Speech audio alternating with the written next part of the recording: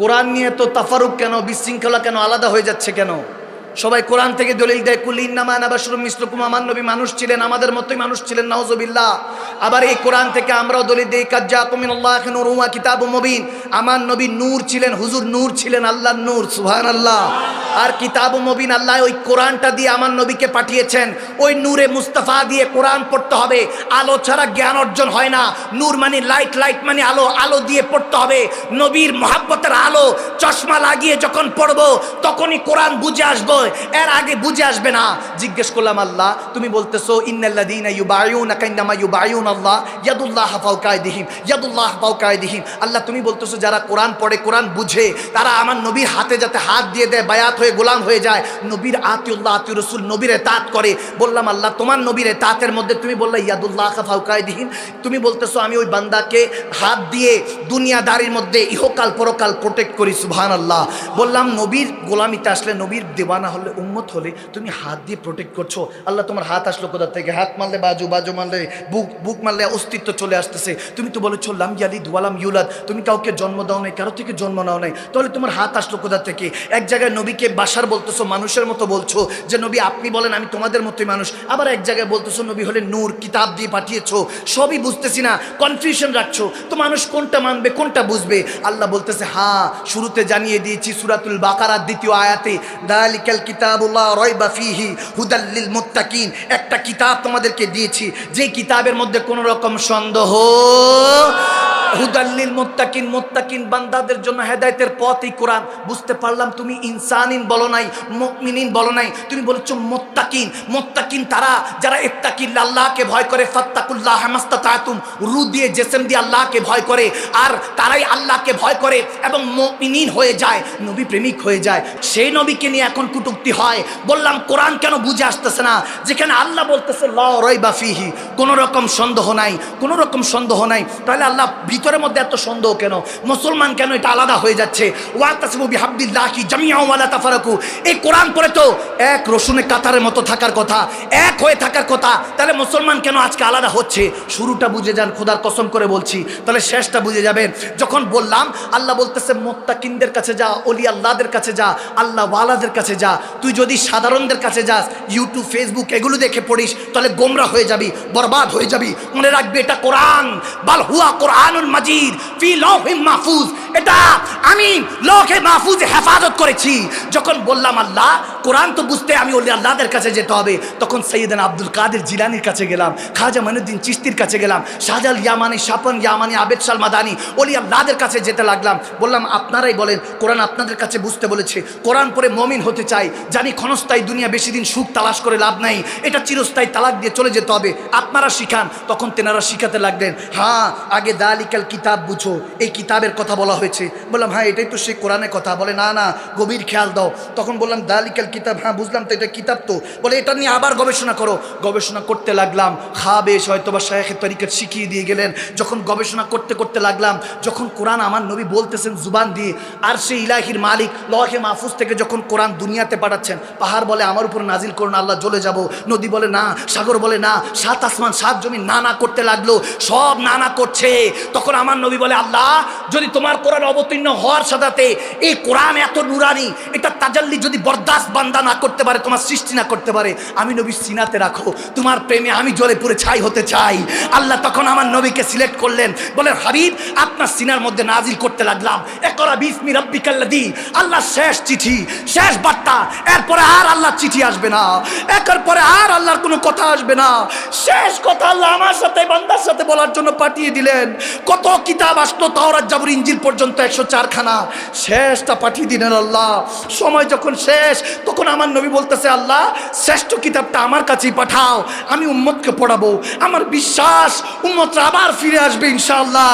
তোমার কাছে আলাস্তু বিরাব্বিকুম ক্বালু বালা বলে এসেছে, তোমার হয়ে থাকবে, ওয়াদা করছে আমার মুস্তাফা। আল্লাহ তোমার বান্দাকে তোমার কাছে ফিরিয়ে নিয়ে যাব। যখন এই কোরআন অবতীর্ণ হতে লাগলো, সাহাবারা শুনছে, নবীর জুবান দিয়ে বের হচ্ছে। বলে ইয়া রাসূলুল্লাহ এটা কি বলছেন? তখন আমার নবী বলতেছে, এটা কোরআন কালামুল্লাহ, আল্লাহর কালাম। তখন চিন্তা করলাম সাহাবারা তো আরবিতেই কথা বলতেন, বাংলা ইংলিশে তো আর কথা বলতেন না, আরবি কোরআন তো কোরআন বুঝার কথা। তারপরেও সাহাবারা জিজ্ঞেস করছেন, আদব দেখেন, আদিনিকুল্লাহ আদব, আদব রাখছেন। ইয়া রাসূলুল্লাহ এটা কি? তখন বলে এটা আল্লাহর কালামুল্লাহ, আল্লাহর কালাম। তখন বলছে হ্যাঁ হ্যাঁ ইয়া রাসূলুল্লাহ সাদাকতা, আপনি যেটা বলেছেন সত্যই বলেছেন। আমার নবী বলে দিয়েছেন কুল হুয়াল্লাহু আহাদ, মেনে নাও আল্লাহ এক। তেনারাও বলেছেন হ্যাঁ আল্লাহ এক, দেখে নাই মেনে নিয়েছে। কেউ একজন দৌড়ায় এসে বলতেছে, এ আবু বকর সিদ্দিক, এই রজব মাহিনাতে বলে, এ আবু বকর সিদ্দিক, কাফেরা বলতেছে তোমার নবী মসজিদে নববীতে বলতেছে তিনি নাকি 27 বছর আওয়াদানা কাবা কাউসেন লা মাকানে আল্লাহর সাথে নাকি দেখা করে আসছে। তখন সিদ্দিক আকবর বলছে তুমি মিথ্যা বলছো, কারণ কথাটা আজব ছিল, একদম একদিনে 27 বছর কাটানো সম্ভব না, আজব ছিল। বলতেছে মনে হয় আমার নবীর উপর তহমত দিচ্ছে কাফেররা। বলে তুমি মিথ্যা বলছো। বলে বিশ্বাস না হলে মসজিদে নববীতে যাও, এখনো তোমাদের নবী সাহাবাদেরকে যে এই কথাই বলতেছেন। তখন সিদ্দিক আকবর মুচকি হাসি দিয়ে বলতেছে যদি নবীজি এখনো বলে থাকে তাহলে সাদাক্তা, আমার নবী সত্যই বলছে, সত্যই বলছে। কাফের বলতেছে কি বলেন, আপনি তো এখনো জানো নাই, আপনি তো এখনো শুনেন নাই, আমার জুবান দিয়ে শোনার পরে আপনি মেনে নিলেন। বলে হ্যাঁ, তুমি এই কথা শুনে অবাক হচ্ছ যে এটা মেনে নিয়েছি। নবী 27 বছর কাটিয়ে এসেছে, আমরা তো সেই এক আল্লাহকে মেনে নিয়েছি যাকে দেখি নাই। এর চেয়ে বড় আজব কাহিনী কি হতে পারে? মুসলমানের ঈমান সম্পর্কে তোমার আইডিয়া নেই। সেই নবীর কথা শোনার পরে আবু বকরকে ওদিন আমার নবী সিদ্দিক আকবর লকব দিয়ে দিয়েছেন যে আজকে থেকে তোমরা তো সবাই সত্যবাদী, কিন্তু তোমাদের মধ্যে মহান সত্যবাদী হলো আবু বকর সিদ্দিক, সিদ্দিক আকবর। সুবহানাল্লাহ। নবীকে মানার কারণে তেনারা দানি হয়েছেন। বললাম ইয়া রাসূলুল্লাহ ঈমানদার হওয়ার শর্ত কি? আমার নবী বলতেছেন আলা ইমাদিমাল্লাহ মাহাব্বাতালাহু, আমি নবীকে যারা ভালোবাসে না তারা ঈমানদার না। ইয়া রাসূলুল্লাহ কেমন ভালোবাসতে হবে? হযরত ওমর ঘর থেকে এসে বলতেছে ইয়া রাসূলুল্লাহ আমি আপনাকে আমার স্ত্রী সন্তান থেকে, আমার মা বাবা থেকে, সয় সম্পত্তি থেকেও বেশি ভালোবাসি, শুধু জান ছাড়া। এখন সাহাবারা যখন এটা শুনেছেন, অনেকে বলেছেন, ইমামরা বলেছেন, হযরত ওমর বলেছেন যে জান ছাড়া নবীকে, জানের চাইতে বেশি না, শুধু জান বাকি রেখে সব কিছু থেকে নবীকে বেশি ভালোবাসি। নবী সাথে সাথে বললেন না না, লা ইউমিনু আহাদুকুম, আমার নবী বলতেছেন না তুমি মুমিন হতে পারবা না যতক্ষণ পর্যন্ত মিউ ওয়ালিদি ওয়া ওয়ালাদি ওয়ান নাস আজমাইন। দেখেন হযরত ওমর বলতে পারতেন ইয়া রাসূলুল্লাহ আমার জান থেকেও বেশি ভালোবাসি, কিন্তু না, তেনারা সত্যবাদী ছিলেন, সত্য কথা বলেছেন। জানেন যে জান অনেক দামি, এটা কেউ দিতে পারে না, এটা কেউ কোরবান করতে পারে না, এই জন্য সত্যবাদী জুবান দিয়ে সত্য কথাই বের হয়েছে। এই জন্য তো নবী আল্লাহর হুকুম অনুযায়ী তেনাকে ফারুক আজম বলেছেন, সত্য মিথ্যার পার্থক্যকারী। সুবহানাল্লাহ। তিনি সত্যই বলেছেন ইয়া রাসূলুল্লাহ সব কিছু থেকে আপনাকে জান ছাড়া সব কিছু। বন্ধুত্বও শুনছেন, চিন্তা করবেন বন্ধুত্ব আর খারাপ বলবে না, ঠিকই আছে, ঠিকই বলছে। এরপর যদি মা বাবা বলে কি বলছো, কি পছন্দ করেছো, এটা তো তোমার সাথে যায় না, কি পছন্দ করেছো, তোমার জন্য ভালো কিছু আমি তালাশ করব, ভালো রিশতে তালাশ করব। আপনি চিন্তা করবেন মা বাবা তো কখনো খারাপ চায় না, বান্দা সন্তানে খারাপ চায় না। তখন আপনি মা বাবারটা শুনবেন, হ্যাঁ ভালোবেসেছেন ঠিকই, এখনো শুনতেছেন, দেখতেছেন, বুঝতেছেন, কিন্তু ভালোবাসা কবুল হয় নাই। যখন আপনি 3 কবুলের মাধ্যমে বিয়ে করে ফেলবেন, এরপর বন্ধুটাও বলবে কংগ্রাচুলেশন, তুই ভালো পেয়েছিস, ভালো জিতেছিস। কারণ বন্ধু যদি আপনাকে উল্টাপাল্টা বুঝায় তখন ঘাড়ানি দিবেন, তাকে মারবেন যে তুই এখন আমার স্ত্রী সম্পর্কে কেন বাজে মন্তব্য করছিস। মা বাবা হোক, যেই হোক, এখন আর আপনি যখন 3 কবুলের মাধ্যমে, বিয়ে সুন্নতের মাধ্যমে, খুতবায়ে রাসূলের মাধ্যমে কবুল করে নিয়েছেন, ভালোবাসা আপন করে নিয়েছেন, সেই ভালোবাসার মানুষকে কেউ কিছু বলতে পারবে না, আপনি সহ্য করতে পারবে না। কিন্তু যখন নবী শান হচ্ছে, বলেন ভালোবাসি, কিন্তু নবীকে ছোট করা হয়, খাটো করা হয়, তারপরে বলেন না না আল্লাহর জন্য তোমাকে ভালোবাসি। বুঝা গেল বান্দা তুমি কাযযাব, তুমি মিথ্যুক, তুমি নবীকে ভালোবাসতে পারো নাই, তুমি আল্লাহর সন্তুষ্টির জন্য নবীকে ভালোবাসতে পারো নাই। বললাম ইয়া রাসূলুল্লাহ, ইয়া হাবিবাল্লাহ, এখন এখন এখন যখন বুঝতে লাগলাম, গভীর খেয়াল, যখন বুঝতে লাগলাম হ্যাঁ কোরআন তলে এত কিছু যখন আমাকে বুঝাচ্ছে, মুত্তাকিন হতে হলে মুমিনিন হতে হয়। মুমিন যারা হয়ে যায় তারা আউলিয়া কামিলিন, ফ্রেন্ডস অফ আল্লাহ অলমাইটি, তারাই আল্লাহর বন্ধু হয়ে যায়। জিজ্ঞেস করলাম যে মুত্তাকিনদের কাছে গিয়ে কোরআন পড়তে হবে? হ্যাঁ, কারণ ওলামায়ে কেরামরা জানে আলিফ লাম মিম ইয়াসিন তাহা, বলি আল্লাহু রাসূলুল আলাম, আল্লাহ রাসূলের এটার অর্থ জানে, আমরা জানি না। জিজ্ঞেস করলাম এগুলো কি? বলে হরফে মুকাত্তাত, মুতাশাবিহাত, মুহকামাত, এগুলো আপনারা বুঝবেন না, আরবি যারা বুঝে তারা জানে, ওলামায়ে কেরামরা বুঝে, এখন সাধারণরা তো বুঝে না। আল্লাহ বলেছেন কিছু আয়াত আছে এগুলোকে রেড জোন বানিয়েছি, এগুলো নিয়ে আকীদা বানাবা না, তর্ক করবা না। আমি যখন হাতের কথা বলছি ইয়াদুল্লাহ আমার হাত, তখন বুঝবা ইমামগণরা বলেন আল্লাহর হাত মানে আল্লাহর হেফাজত, আল্লাহর আল্লাহর হেফাজত। যখন নবীকে বাশার বলবে তখন নিজের মতো তুলনা দিবা না, খবরদার। আমার নবীগুলো কাফেরের সাথে বলছে, আবু লাহাব আবু জাহেলের সাথে, কারণ নবীকে আলামিন দেখেছে। যখন নবী আল্লাহর দ্বীনের দাওয়াত দিচ্ছে, নবীকে কষ্ট দেওয়া শুরু করলো। এই জন্য নবীকে আল্লাহ শিখিয়ে দিচ্ছেন, আল্লাহর হাবিবকে বলতেছেন, ও হাবিব আপনি বলুন, কুল ইন্নামা আনা বাশরুম মিসলুকুম, হাবিব আপনি বলুন যে আমি তো তোমাদের মতোই মানুষ, আমাকে কেন কষ্ট দিচ্ছ, আমি তো দ্বীনের দাওয়াত দিতে এসেছি। এটা যখন বলতেছে তোমাদের মতো মানুষ, সিদ্দিক আকবর মুসকি মুসকি হাসতেছে, ইয়া রাসূলুল্লাহ, ইয়া হাবিবাল্লাহ, আপনার মতো তো কেউই না। আপনার নখের, আপনার কদম মোবারকের নখের কাছে তো ইউসুফ আলাইহিস সালামের সৌন্দর্য হারিয়ে যায়, আপনি কিভাবেও তাদের মতো ইউসুফ আলাইহিস সালামের সৌন্দর্য যেখানে হারিয়ে যায়। হ্যাঁ, হাসান বিন সাবিত রাদিয়াল্লাহু তাআলা কত সুন্দর করে বলেছেন, কবি সাহাবা, পোয়েট্রি করতেন, কবিতা বলতেন। যেমন আমাদের কাজী নজরুল ইসলাম ছিলেন, তেমনি ভাবে আমার নবী জামানা একজন হাসান বিন সাবিত ছিলেন। তিনি বলতেছেন, ইয়া রাসূলুল্লাহ, আমার দুই চোখ এত সুন্দর আপনার মতো চেহারা কখনো দেখে নাই।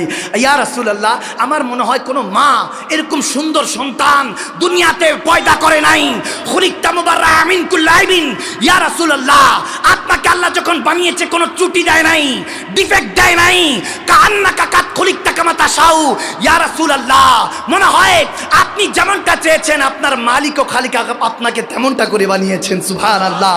আরে সাহাবারা বলতেছে, আল্লাহ যেমনটা চেয়েছেন নয়, নবী যেমনটা চেয়েছেন আল্লাহ তেমনটা বানিয়েছেন। নবী মানা করে নাই, নবীর কথা শুনে, এই কথা শুনে সুবহানাল্লাহ পড়েছেন এবং বলে, হাসান বিন সাবিতকে বলে, তুমি মিম্বরে দাঁড়াও, আমি মজলিসে বসি। আপনারা নবীর সুন্নতে বসে আছেন, আমি হাসান বিন সাবিতের সুন্নতে বসে আছি। বলে আমি নবীর প্রশংসা চলছে, যুবকরা শুনছে, তাগড়া তাগড়া যুবক, আরে বড় বড় হযরতে মুআজ, হযরতে মাজ, আরে 18 বছর 15 বছরের যুবক, ছোট ছোট বাচ্চারা, 20 বছরের বাচ্চারা আমার নবীর হুকুমের জন্য অপেক্ষা করত। একজন আরেকজনের কাছে বলতো, জানিস আজকে না আমার নবী চাঁদকে 2 টুকরা করে দেখিয়েছে। সুবহানাল্লাহ। বলতো, জানিস আজকে না মাগরিবে আমার আসরের হযরত আলীর নামাজ কাজা হয়ে গিয়েছিল, নবীজি মাগরিবকে সূর্যকে ডাক দিয়েছে, মাগরিবের সূর্য আবার আসরে চলে এসেছে। সুবহানাল্লাহ। যখন এরকম বলতো সাহাবারা কষ্ট বলতো যে এত মহব্বত কিভাবে করে তারা, ছোট ছোট বাচ্চারা। মাঝে মাঝে এসে নবীজিকে জড়িয়ে ধরে বলতেন, ইয়া রাসূলুল্লাহ, একটা কোনো হুকুম দেন, হুকুম দেন। সাহাবায়ে রাসূলদের এই অবস্থা দেখে আমার নবী তখন মুস্কি মুস্কি হাসি দিয়ে বলতেছে, আমার হুকুম কি পালন করবা? বলে, হ্যাঁ ইয়া রাসূলুল্লাহ করব। সাহাবারা বলতো, ছোট মানুষ কি আর বুঝে, হয়তো বা পানি আনতে বললে পানি এনে দিবে, কিছু তো তেমন একটা বুঝে না। সাহাবারা যখন বলতো, ইয়া রাসূলুল্লাহ বেশি ভালোবাসে? বলে, হ্যাঁ অনেক ভালোবাসে। বলে, ইয়া রাসূল একটু দেখতে চাই। নবীজি বলতেছে ওই বাচ্চাদেরকে, বলে যাও বাপের গর্দান উড়িয়ে নিয়ে আসো। সে ওই বাচ্চার শুনতে দেন নাই, দৌড়ায় গেল। হাজরত শের খোদা আলীর তলোয়ার ছিল, তলোয়ার নিয়ে দৌড় দিল। তখন আমার নবী বলে, আটকা আটকা, আমি নবীকে এত ভালোবাসে তারা, এই যুবকের মনের মধ্যে আমার নবীর ইশকের আগুন আছে, আটকা, নয়তোবা সত্যি সত্যি বাপের গর্দান উড়িয়ে দিবে। সুবহানাল্লাহ। এরকম নবীর আশিক ছিলেন সাহাবায়ে রাসূলরা। যখন বললাম, ইয়া রাসূলুল্লাহ, এখন কেন এই কোরআন বরকত পাচ্ছে না, তখন কত বরকত পেয়েছে। ওই যুবকরা যে পরিবর্তন হয়েছে, আইএমএ জাহিলি যুগের মধ্যে ছিল, খোদার কসম করে বলছি, ছেলে মায়ের গলার মধ্যে রশি পেঁচিয়ে বাজারে বিক্রি করে দিয়ে আসতো। নাউজুবিল্লাহ। আরে বাবা, সন্তান, মা যখন ছোট বাচ্চা সন্তান, মেয়ে সন্তান জন্ম নিত, মেয়ে সন্তানকে কুসংস্কার মনে করে জীবন্ত পুঁতে ফেলতো। নাউজুবিল্লাহ। আমার নবী ইমানের দাওয়াত দিলেন, ইসলামের শিক্ষা দিলেন, মানবতা শিখালেন।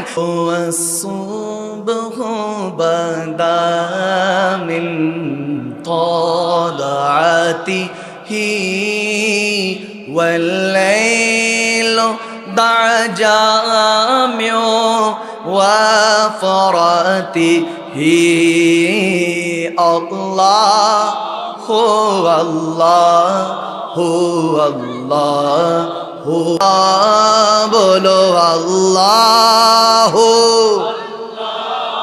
মাশাআল্লাহ। সাতি শাজারুন নাতাকাল হাজারু শাকাল কমারু বিইশারাতিহি আল্লাহু আল্লাহু আল্লাহু আল্লাহ, মোহাব্বতে আল্লাহ।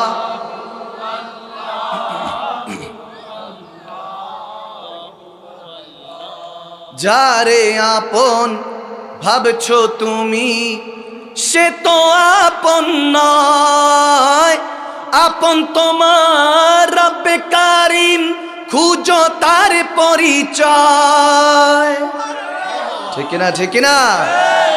মান আরাফা নাফসাহু ফাকাদ আরাফা রাব্বাহু। কার লাগিয়া এত কিছু গড়ছো স্বপ্নের দুনিয়া, দু চোখ বন্ধ হইলে পরে যাবে তোমায় ভুলিয়া। ঠিক না, ঠিক না? পাপের ভাগী কেউ হবে না, করো রবকে ভয়, নত শিরে সেজদা করে ঈমান করো সঞ্চয়। ঠিক না? আকিমুস সালাতা যিকরি হও খোদার ফানা। কার লাগিয়া এত কিছু গড়ছো সাধের দুনিয়া, দু চোখ বন্ধ হইলে পরে যাবে তোমায় ভুলিয়া। কবরেতে কেউ যাবে না, যাবে যে একা, ইশকে রাসূল নিয়ে গেলে পাবে নবীর দেখা। মিল্লাতে রাসূল রাখবে হও নবীর ফানা। কার লাগিয়া এত কিছু গড়ছো সাধের দুনিয়া, দু চোখ বন্ধ হইলে পরে যাবে তোমায় ভুলিয়া। কারণ কুল্লু নফসি দায়িকাতুল মউত, আসবে তোমার কাছে মালাকুল মউত। আওয়াজে মনে হয় লক্ষ্মীপুরে মনে হয় মালাকুল মউত আসে না? আসেনি বাবা? পরিচয় থাকলে যে ৫-৬ বছরের হালাত নেওয়া যায়, সময়ে হায়াত বাড়ানো যায়, যদি সুযোগ থাকে আমাকে বললেন। এরকম সুযোগ আছে নাকি? ইজি কাজে বিজিদের তখনই খবর হবে যখন মালাকুল মউত এসে লম্বা সালাম দিবে। ঠিক না? হিন্দু, বৌদ্ধ, খ্রিস্টান, মুসলমান, আস্তিক, নাস্তিক, যেই ধর্মের হোক না কেন, একটা জিনিস মানে মৃত্যু আসবেই। এটা নিয়ে কোনো ডিবেট, বহস, মুনাজারা কোনো কিছু। কুল্লু নাফসিন দায়িকাতুল মউত, আসবে তোমার ধারে মালাকুল মউত। মালাকুল মউত আরে ঘোষণা দিয়েছেন আল্লাহ। কে কে ঘোষণা দিয়েছেন? আল্লাহ। জানি না কত সুন্দর তুমি আল্লাহ, জানি না কত সুন্দর তুমি। ঝর্ণা ছুটে চলে কে বেকে, পৃথিবীর বুকে কত ছবি একে। নদীর ওই কলতানে, সাগরের গর্জনে, ঢেউে ঢেউে করে আল্লাহ। জানি না, জানি না কত সুন্দর তুমি। আরে কেউ শুয়ে রয় পথের পথে, কেউ বা আবার উঁচুই মারতে, কেউ বা আবার উঁচুই মারতে। কেউ শুয়ে রয় পথের পথে, কেউ বা আবার উঁচু ইমারতে। ইমারতে সবই ক্ষণিকেরই পথে চলা। জানি না কত সুন্দর তুমি আল্লাহ, জানি না কত সুন্দর। সাগরে, নদী আর পাহাড়ে বনে, পাখিদের গুনগুন গুন ঝরনে। ঠিক না? সাগরে, নদী আর পাহাড়ে বনে, পাখিদের গুনগুন গুন ঝরনে। ভেসে আসে ওই সুমধুর গান, চারিদিকে শুনো আল্লাহর জয়গান। আল্লাহ মহান, আল্লাহ মহান, আল্লাহ মহান, আল্লাহ মহান। ঠিক না? Just like a sunrise can't be the night, no. Just like a river will find the sea. Oh Allah, you're here and you're always there, and I know without a doubt with all is in my prayer. सच की राह पे चला करो, दुख न किसी को दिया करो, अरे जो दुनिया का मालिक है बस नाम उसी का लिया करो, अल्लाह ही अल्लाह। ठीक है, अल्लाह ही अल्लाह किया करो, इश्क नबी में जिया करो, जो दुनिया का मालिक है बस नाम उसी का लिया करो, अल्लाह ही बोलो बोलो अल्लाह ही मुझे कुछ मिले या ना मिले तो मदीना मिले। আজকে তাফসীরের যে বিষয়বস্তুটা আমি শুরু থেকে নেওয়ার চেষ্টা করেছি, 6666 আয়াত দিয়ে 114 খানা সূরা দিয়ে রব্বে করিম আমাদেরকে একটা কিতাব দিয়েছেন। কিতাবটার নাম কি? আল কোরআন। কোরআন মিনিং পড়ো এবং পড়াও, পড়ো এবং পড়াও। এই জন্য প্রথম আয়াতে করিমা নাজিল হয়েছে ইকরা বিসমি রাব্বিকাল্লাযী খলাক। আল্লাহ তাবারক ওয়া তাআলা প্যারা নবীকে বলতেছেন পড়ুন হাবিব সে প্রভুর নামে যিনি আপনাকে সৃষ্টি করেছেন। তিনি কে? আল্লাহ নবীকে পড়িয়েছেন, নবী বান্দাদেরকে উম্মতকে পড়িয়েছেন। এখন পড়িও না, পড়াইও না ঠিক মতো। তাফসিরুল কোরআনের নামে ফাঁসা কথা, বানোয়াট কথা চলতে থাকে মেহফিলগুলির মধ্যে। নাউজুবিল্লাহ পড়বেন না? এখন তো আলহামদুলিল্লাহ ফেস ভ্যালুর কারণে কিছু মানুষ বসে যাচ্ছে। কসম করে বলছি আফটার 10 ইয়ার্স 15 ইয়ার্স 10-15 বছর পর এই মানুষগুলোকে খুঁজে পাবেন না। কত কষ্ট করে এই যুবকদেরকে মাহফিলের মধ্যে বসাইতে হয় এটা আমরা বুঝি। আল্লাহ তাবারক ওয়া তাআলা ওই তৌফিক দিয়েছেন আলহামদুলিল্লাহ, ওয়ালা ফাখরা, অহংকার করে নয়, বুঝাবার জন্য বলছি। আস্তে আস্তে দেখছি ব্যান্ড প্যাকেজ হচ্ছে, বিয়ের নামে গায়ে হলুদের নামে আমার নবীর সুন্নতের উপর তলোয়ার চালানো হচ্ছে, বলনে वाला নেই। আমার নবীর শানে গোস্তাখি হচ্ছে, বলনে वाला নেই। উঠিয়ে দেখেন 1450 বছর পর্যন্ত কেউ সাহস করে নাই আমার নবীর সম্পর্কে, আল্লাহ সম্পর্কে, সাহাবায়ে রাসূলুল্লাহ আল্লাহদের সম্পর্কে, কোরআন সম্পর্কে কেউ বাজে বিদ্রূপ মন্তব্য করেছে। এরকম কলিজা কারো জন্ম হয় নাই। মুসলমান এরকম পাহারাদার ছিল। আজকাল মুসলমান তো লক্ষ লক্ষ ছিল, কিন্তু মুমিনের অভাব পড়ে গিয়েছে। হক কথা বলনে ওয়ালার অভাব নেই, পালন কর্তার আজকাল বড় অভাব। মসজিদের অভাব নেই, কিন্তু মুসল্লির আজকাল বড় অভাব। আখেরি জামাতে বসছে, আপনাকে কংগ্রাচুলেশন, আপনাদেরকে মোবারকবাদ জানাচ্ছি। অনেকে কম্বলের নিচে আরাম করছে, আপনাদেরকে মোবারকবাদ জানাচ্ছি।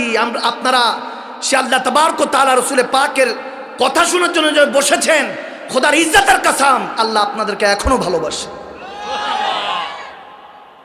আল্লাহ আপনাকে ভালোবাসে, আমাদেরকে ভালোবাসে, মুমিনকে ভালোবাসে। এই জন্য মুমিনকে বসার সুযোগ দেয়।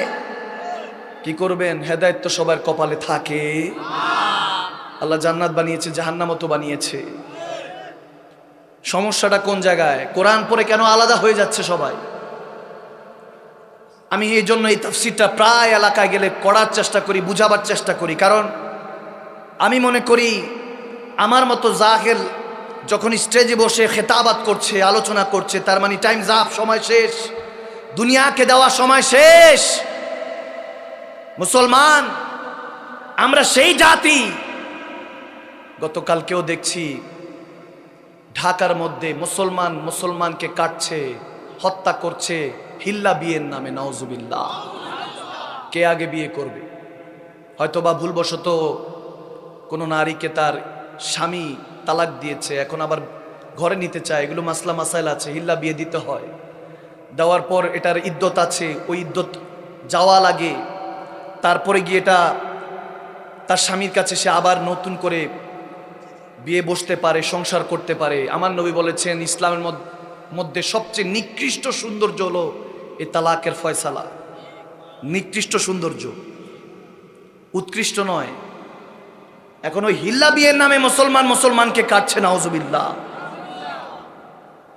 মুসলমান মুমিন কখনো নারী লোভী, দুনিয়া লোভী হতে পারে না ভাইয়ের আমার। মুসলমান তো আল্লাহ রাসূলের জন্য জীবন যৌবন সব কোরবান করতে রাজি ছিল। আমরা তো সেই মুসলমান যারা একটা খেজুর খেয়ে উহুদের ময়দানে 3 দিন যুদ্ধ করেছি। আমরা তো সেই মুসলমান যারা 2-4টা তলোয়ার 7-8টা ঘোড়া নিয়ে 313 জন আর বদরের ময়দানে হাজার হাজার কাফেরের গর্দান উড়িয়েছিলাম। কি হয়েছে সেই মুসলমানের? কারণ বলনেওয়ালা জুবান কাফের, বলনেওয়ালার দিল কাফের। বিল্লিসান জুবান দিয়ে বলে, তাসদুবিকুল কলব, তাসদিবুকু বিল কলব, অন্তর থেকে বলে না, অন্তর থেকে কেউ বলে না। কলমার কথা, দাওয়াতের কথা প্রত্যেকদিন মাহফিল হয়, দেখবেন হেদায়েত কয়জন? খাবিস শয়তান এখানে ঢুকবে, কারণ সুন্নি মাহফিল তো। মনে রাখবেন, সুন্নি মুসলমানরা একমাত্র হাসরের ময়দানে উঠবে, একমাত্র সুন্নি মুসলমান। আমি তাদের সম্পর্কে কথাই বলি না। কেন বলি না? তাদের নামই নেই না, এজন্য নেই না যে আর তাদের কথা কেন বলবো। তারা নবীকে মানে না। কবরে নবীর সাথে ইন্টারভিউ, হাসরে আল্লাহ চাকরির জন্য ডাকবেন, স্যালারি জান্নাত দেওয়া হবে। আর নবীকে যারা মানে না, কবর থেকেই তো জাহান্নামা, ফিহা খালিদিনা, চিরস্থায়ী জাহান্নাম। ওখান থেকে নবীকে লা আদরি, নবী চিনে না যখন বলবো, ওখান থেকে ফেরেশতারা টেনে হেসে জাহান্নামে ছুড়ে দিবে। আর যাদেরকে নবী চিনেন, যারা মুমিন বান্দা, নবীকে ভালোবাসেন, ইত্তাকিল্লাহ, আল্লাহকে ভয় করেন, তাদেরকে আল্লাহ হাসরের ময়দানে উঠবেন। নবী সিগনেচার পেলে তারপরে না হাসর। ইন্টারভিউ না টিকলে কিসের চাকরি? আওয়াজ দেয় না। এই কবরে কি নামাজের কথা জিজ্ঞেস করা হবে? কবরে কি রোজা, হজ, যাকাত, ইবাদত, বান্দেগি এগুলো জিজ্ঞেস করা হবে? আল্লাহ, দিন, রসুল, 3 ইমানের কথা জিজ্ঞেস করবে। কি মানতা? ঠিক কি না? মান রাব্বুকা মা দীনুক মা কুনতা তাকুলু ফি হাক্কি হাযা রাজুলিন মুহাম্মাদি। তিনটা প্রশ্নের মধ্যে ইমানের প্রশ্ন। আল্লাহ সম্পর্কে ইমান বলো, দিন সম্পর্কে ইমান বলো, মুস্তাফা রসুল আরবি সম্পর্কে ইমান বলো। তাহলে বুঝা গেল ইন্টারভিউ যে পাস করবে, নবী যে যখন বলবে যে হ্যাঁ চিনি, তাদেরকে সিগনেচার হলে হাসরে ডাক দেওয়া হবে। বুঝা গেল মুসলমান যারা আহলে সুন্নাত ওয়াল জামাত, সুন্নি মুসলমান, মুমিন বান্দা, তারাই হাসরের ময়দানে নবী রাসূল দেখবে, আল্লাহকে দেখবে। ঠিক না? যারা মানে না তারা কিসের নবী রাসূল দেখবে? হাসরের ময়দান মুমিনের ময়দান, ঠিক না? হ্যাঁ, তারপরে জাহান্নামের হিসাব হবে, জান্নাতের হিসাব হবে। এজন্য গভীর খেয়াল, মনোযোগ ভাইরা আমার। শয়তান চাইবে আপনার ইমান যাতে কামেল না হয়। আপনার ইমান কামেল হয়ে গেলে তো জুবান দিয়ে যা বলবেন আল্লাহ কবুল করে ফেলবে। বুঝেন নাই? আপনি যখন বলেন আজকে পারবো না মনে হয়, কেউ একজন বলে চেষ্টা কর, ঠিক আছে ইনশাআল্লাহ, তখন দেখবেন যে হয়ে গেছে ইনশাআল্লাহর বরকতে। ঠিক কিনা? জুবানের তাসিরের অনেক বিষয় আছে। জুবানের তাসির আমাদের হয় না। কেন হয় না? আমরা শুরুটা বোঝার চেষ্টা করি না। রব্বে করিম এই সূরা, কোরআনে পাকের প্রথম সূরা সূরাতুল ফাতিহা দিয়েছেন, 114 খানা সূরা। গভীর খেয়াল, মনোযোগ দিলেই দেখবেন মজা লাগতেছে যে হুজুর প্রত্যেক জুমার সময় তো আমরা যাই, নামাজে যাই, সূরা তেলাওয়াত হয়, পড়ি, কিন্তু কেন জানি মনোযোগ আসে না। ঠিক কিনা? ঠিক কিনা? অনেকে আমার কাছে প্রশ্ন করে, বলে হুজুর চাই, চেষ্টা করি, কিন্তু মনোযোগ আসে না। তখন আমি তাদেরকে বলি, দেখেন মনোযোগ তখন আসবে যখন ভালোবাসা মন টু মন, দিল টু দিল, হার্ট টু হার্ট কানেক্টেড হয়। ঠিক কিনা? ঠিক কিনা? এখন যদি কেউ ফোন দেয়, ফোন দিয়ে যদি বলে চিং চুং পাং, গালি তো একটাও থাকবো না। কি গস? এখন যদি চায়নার কথার কথা, চাইনিজ মানুষ আরেকজন যদি বলে হ্যাঁ চাং চুং চিং, তো শেষে তারা বুঝেছে, কিন্তু আমরা তো হেসেছি। ঠিক কিনা? কারণ ভাষা বুঝি না, এই জন্য এটার মধ্যে মজা লাগে না, বুঝে আসে না। কোরআনটা তো এরকম, বুঝি না আল্লাহ কোরআনে কি পড়ছে। এখন সূরা তেলাওয়াত হচ্ছে, সূরা ফাতিহা, অন্য সূরা তেলাওয়াত হচ্ছে, অর্থ জানি না, এই জন্য প্রেমও হয় না। ঠিক কিনা? যে হুজুর প্রত্যেক রাকাতে আল্লাহ সূরা ফাতিহা কেন রেখেছে? যে কোনো সূরা আমরা মিলাই পড়তে হবে, কিন্তু সূরা ফাতিহা প্রত্যেক রাকাতে রেখেছে। সূরা ফাতিহা ছাড়া কোনো নামাজ আদায় হয়? আওয়াজ দেন, হয়? কেন? হোয়াই? আল্লাহ কেন রেখেছেন? আবার সূরা ফাতিহা নামাজের শুরুতে, কোরআনের শুরুতেও সূরা ফাতিহা, ব্যাপার কি? মানে বিষয়টা কি? এখন হ্যাঁ, সূরাতুল ফাতিহা উম্মুল কোরআন বলা হয়, এটা কোরআনের মা বলা হয়। সূরা ফাতিহা 7 আয়াত, আলহামদু থেকে ওয়াদুল্লাহ দোয়াল্লিন পড়বেন, 7 আয়াত পড়ার কারণে আল্লাহ কোরআনের পুরো সওয়াব দিয়ে দেয়। সুবহানাল্লাহ। দুনিয়া তো একটা শহর আছে যেটাকে মূল শহরের, সব শহরের মূল বলা হয় উম্মুল কোরা, সেটা হলো মক্কা নগরী। সুবহানাল্লাহ বলেন। তো সব কিছুরই মূল আছে। তেমনি ভাবে আমার আল্লাহ বলতেছে আন্নবিউ উম্মি, আমার নবী হলেন উম্মতের মূল। সুবহানাল্লাহ। কিন্তু যারা বুঝে না তারা বলে আমার নবী হলেন ইলিটারেট, মূর্খ। নাউজুবিল্লাহ। আছে কি নাই? সুম্মা মাআযাল্লাহ। আল্লাহর শান বাড়াতে গিয়ে নবীর শান কমিয়ে ফেলে। তুমি আল্লাহর শান বাড়াতে পারবে না, মালিক ও খালিকের শান বাড়ানো সম্ভব না। বাড়ানো শুধু মালিক ও খালিকের নয়, আমার নবী মুস্তাফার শানও বাড়ানো সম্ভব। আল্লাহ বাড়িয়ে দিয়েছেন, ওরা ফায়না লাকা যিকরা। আল্লাহ বড় হয়ে যখন শান বাড়িয়ে দেয়, আমরা কমাবো কিভাবে, বাড়াবো কিভাবে, ঠিক না?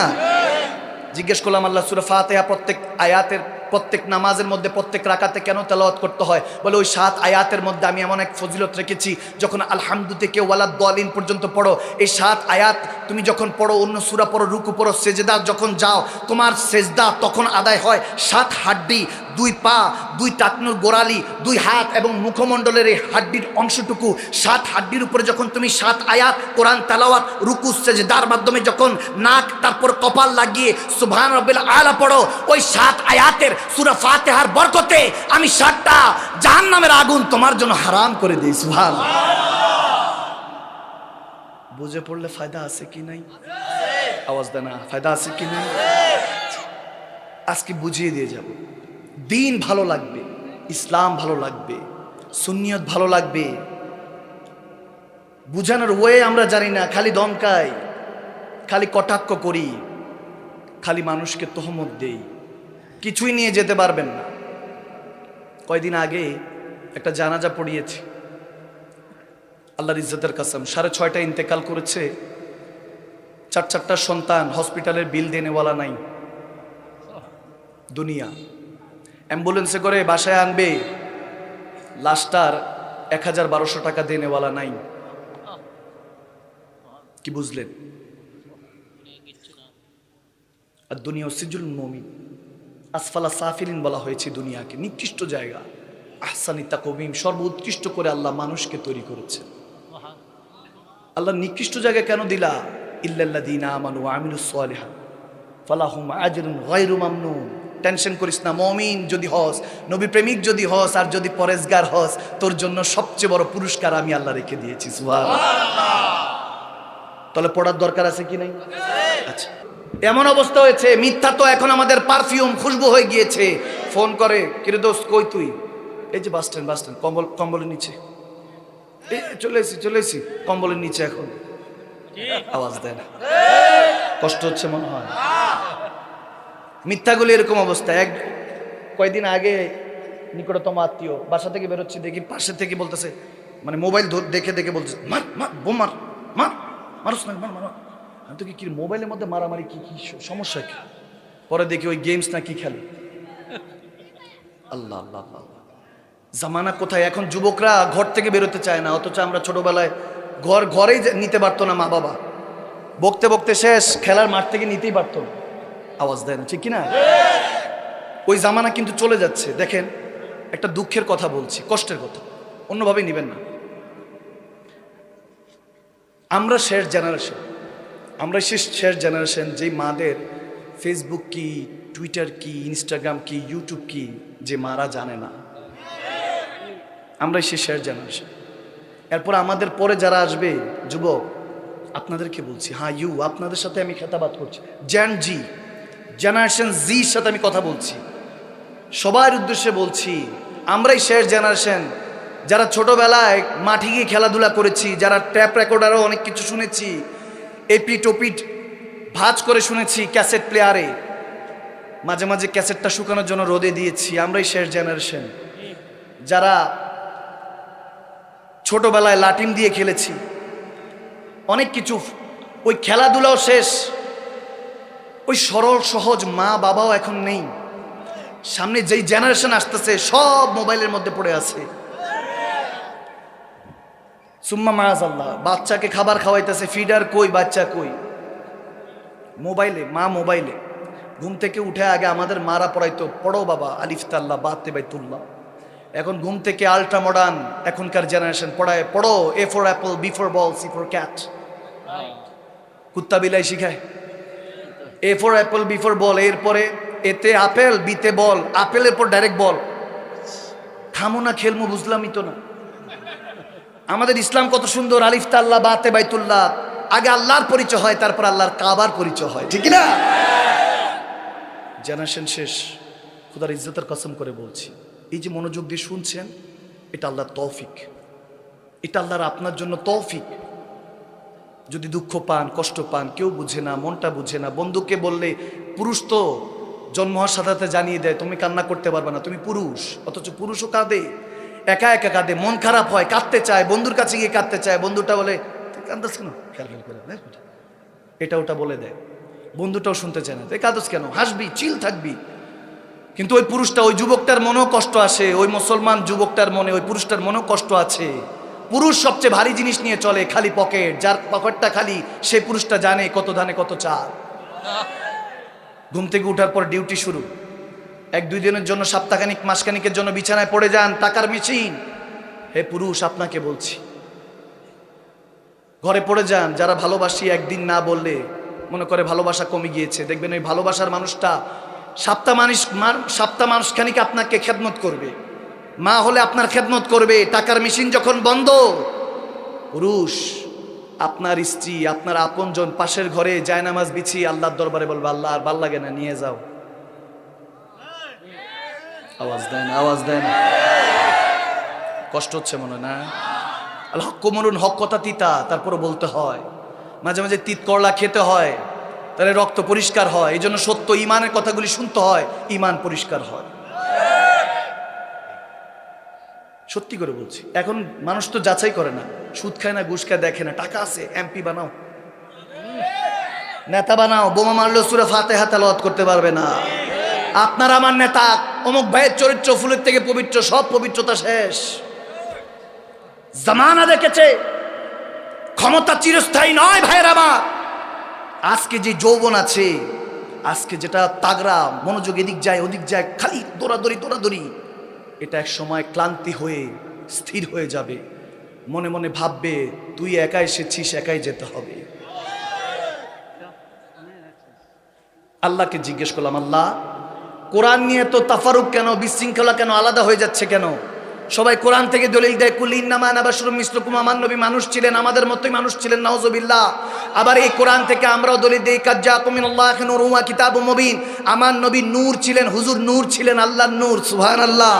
আর কিতাবুম মুবিন, আল্লাহ ওই কোরআনটা দিয়ে আমার নবীকে পাঠিয়েছেন, ওই নূরে মুস্তাফা দিয়ে কোরআন পড়তে হবে। আলো ছাড়া জ্ঞান অর্জন হয় না। নূর মানে লাইট, লাইট মানে আলো, আলো দিয়ে পড়তে হবে।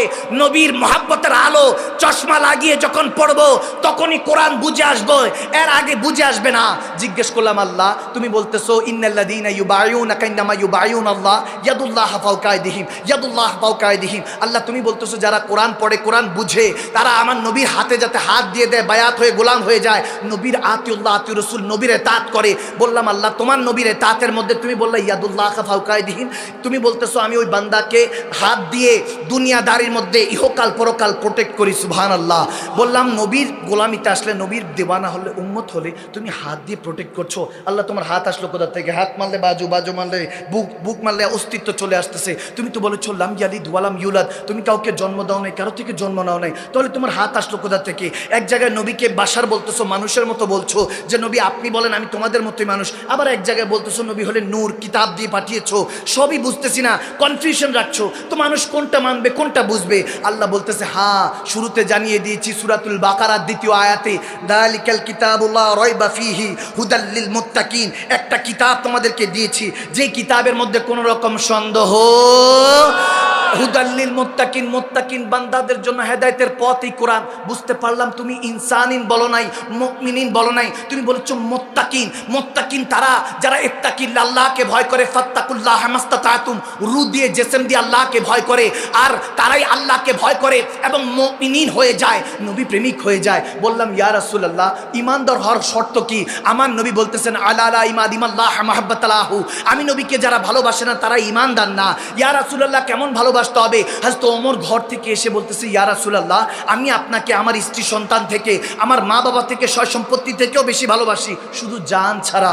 এখন সাহাবারা যখন এটা শুনেছেন, অনেকে বলেছেন, ইমামরা বলেছেন, হযরত ওমর বলেছেন যে জান ছাড়া নবীকে জানের চাইতে বেশি না, শুধু জান বাকি রেখে সব কিছু থেকে নবীকে বেশি ভালোবাসি। নবী সাথে সাথে বললেন, না না, লা ইউমিনু আহাদুকুম, আমার নবী বলতেছেন, না, তুমি মুমিন হতে পারবা না যতক্ষণ পর্যন্ত মিউ ওয়ালিদি ওয়া ওয়ালাদি ওয়ান নাসি আজমাইন। দেখেন, হযরত ওমর বলতে পারতেন, ইয়া রাসূলুল্লাহ, আমার জান থেকেও বেশি ভালোবাসি, কিন্তু না, তেনারা সত্যবাদী ছিলেন, সত্য কথা বলেছেন।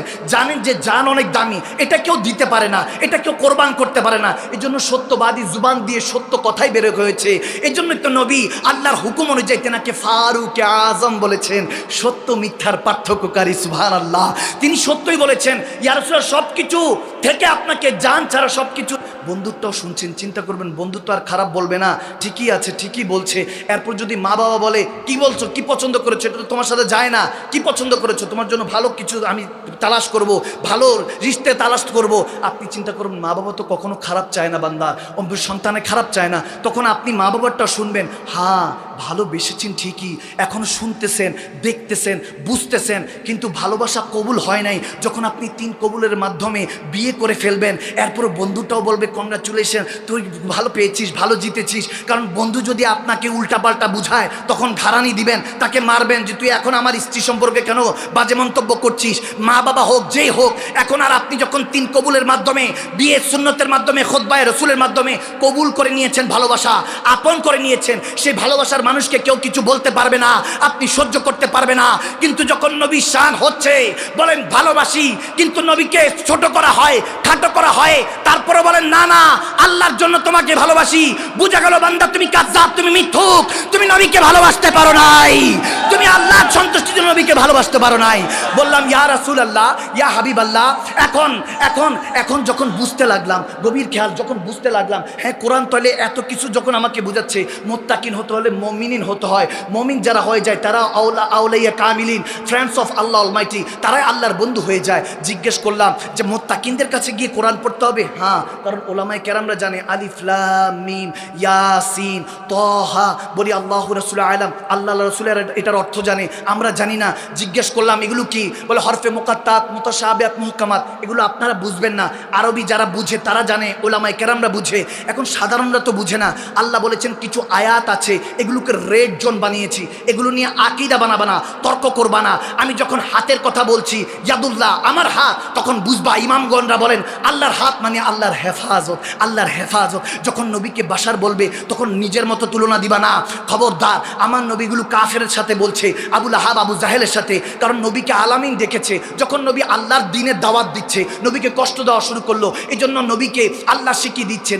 আল্লাহর হাবিবকে বলতেছেন, ও হাবিব, আপনি বলুন, কুল ইন্নামা আনা বাশারুম মিসলুকুম, হাবিব আপনি বলুন যে আমি তো তোমাদের মতোই মানুষ, আমাকে কেন কষ্ট দিচ্ছ, আমি তো দ্বীনের দাওয়াত দিতে এসেছি। এটা যখন বলতেছে তোমাদের মতো মানুষ, সিদ্দিক আকবর মুস্কি মুস্কি হাসতেছে, ইয়া রাসূলুল্লাহ, ইয়া হাবিবাল্লাহ, আপনার মতো তো কেউই না, আপনার নখের, আপনার কদম মোবারকের নখের কাছে তো ইউসুফ আলাইহিস সালামের সৌন্দর্য হারিয়ে যায়, আপনি কিভাবেও তাদের মতো ইউসুফ আলাইহিস সালামের সৌন্দর্য যেখানে হারিয়ে যায়। হ্যাঁ, হাসান বিন সাবিত রাদিয়াল্লাহু তাআলা কত সুন্দর করে বলেছেন, কবি সাহাবা, পোয়েট্রি করতেন, কবিতা বলতেন, যেমন আমাদের কাজী নজরুল ইসলাম ছিলেন, তেমনি ভাবে আমার নবী জামানা একজন হাসান বিন সাবিত ছিলেন। তিনি বলতেছেন, ইয়া রাসূলুল্লাহ, আমার 2 চোখ এত সুন্দর আপনার মতো চেহারা কখনো দেখে নাই।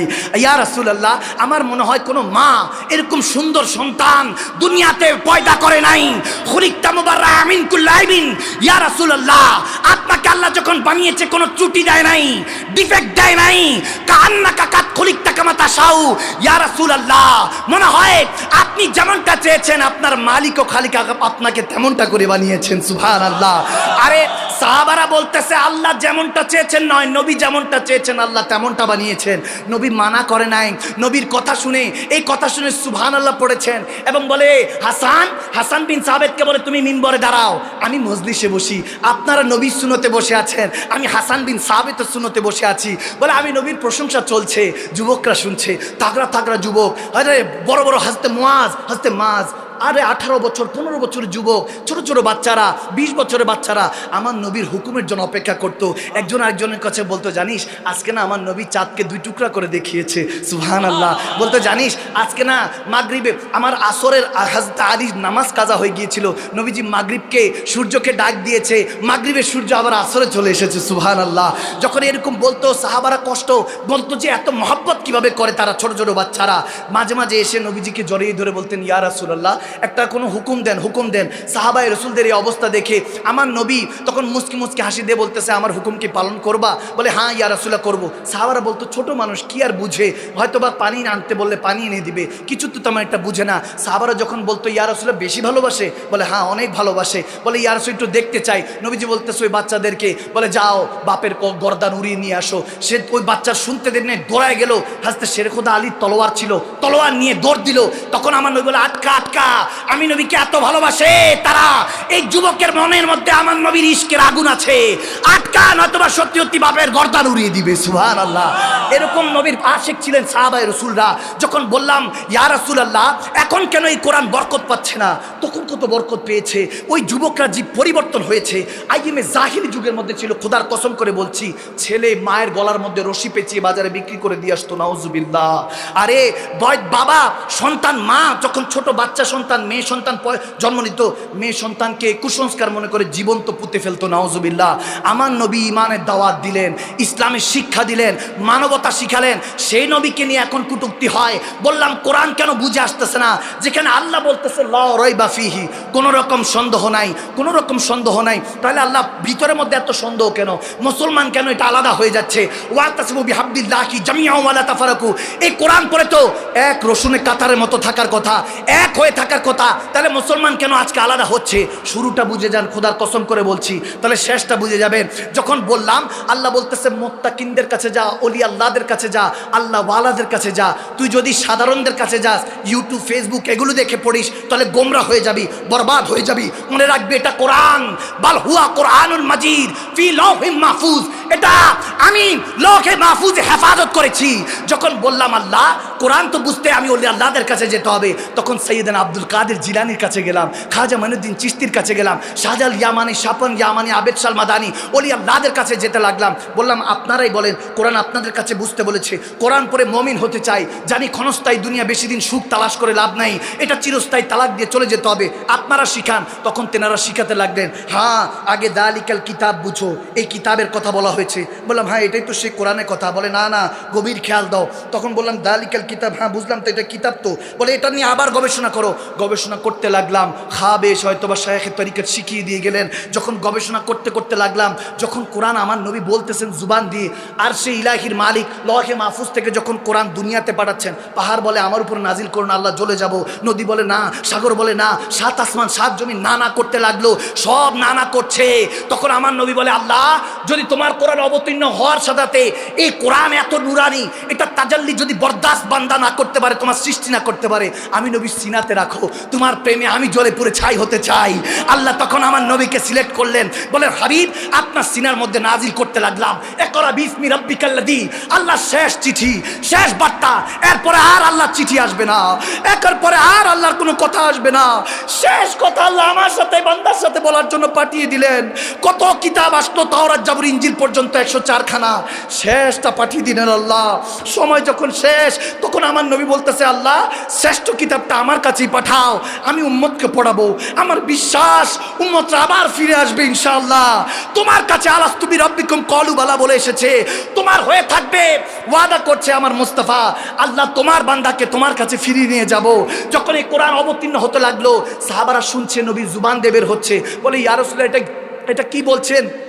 তখন আমার নবী বলতেছে এটা কোরআন, কালামুল্লাহ, আল্লাহর কালাম। তখন চিন্তা করলাম, সাহাবারা তো আরবিতেই কথা বলতেন, বাংলা ইংলিশে তো আর কথা বলতেন না, আরবি কোরআন তো কোরআন বুঝার কথা। তারপরেও সাহাবারা জিজ্ঞেস করছেন, আদব দেখেন, আদিনী কুল্লা আদব, আদব রাখছেন। ইয়া রাসূলুল্লাহ এটা কি? তখন বলে এটা আল্লাহর কালামুল্লাহ, আল্লাহর কালাম। তখন বলছে হ্যাঁ হ্যাঁ ইয়া রাসূলুল্লাহ সাদাকতা, আপনি যেটা বলেছেন সত্যই বলেছেন। আমার নবী বলে দিয়েছেন কুল হুয়াল্লাহু আহাদ, মেনে নাও আল্লাহ এক। তেনারাও বলেছেন হ্যাঁ আল্লাহ এক, দেখে নাই মেনে নিয়েছে। কেউ একজন দৌড়ায় এসে বলতেছে, এ আবু বকর সিদ্দিক, এই রজব মাহিনাতে বলে, এ আবু বকর সিদ্দিক কাফেরা বলতেছে তোমার নবী মসজিদে নববীতে বলতেছে তিনি নাকি 27 বছর আওয়াদানা কাবা কাউসেন লা মাকানে আল্লাহর সাথে নাকি দেখা করে আসছে।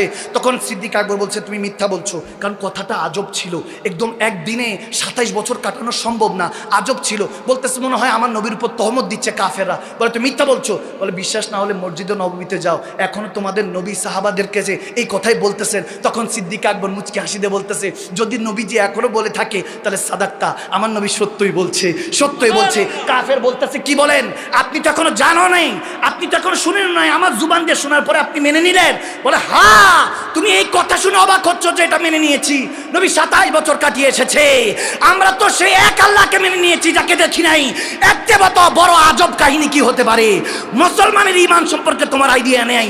সেই নবীর কথা শোনার পরে আবু বকরকে ওদিন আমার নবী সিদ্দিক আকবর লকব দিয়ে দিয়েছেন যে আজকে থেকে তোমরা তো সবাই সত্যবাদী, কিন্তু তোমাদের মধ্যে মহান সত্যবাদী হলো আবু বকর সিদ্দিক, সিদ্দিক আকবর। সুবহানাল্লাহ। নবীকে মানার কারণে তেনারা দামি হয়েছেন।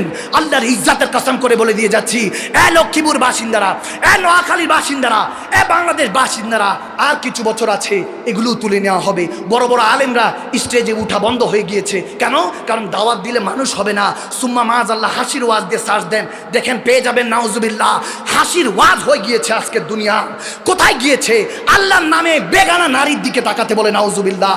বলে ওয়াজ করতেছি, যদি নবী আমার কথা শুনতো মজলিসে বসে যেত, নাউজুবিল্লাহ। আদব কোথায় ছিল? কোথায় হয়ে গিয়েছে? এই উম্মতে মুহাম্মাদি কোথায় চলে গিয়েছে? এদেরকে কে ফিরে আনবে আল্লাহ মালুম, আমার জানা নাই। যদি মাহাদি আলাইহিস সালামের উসিলা আল্লাহ হেফাজত করে, হেদায়েত দান করে, আর অল্প কিছু বছর।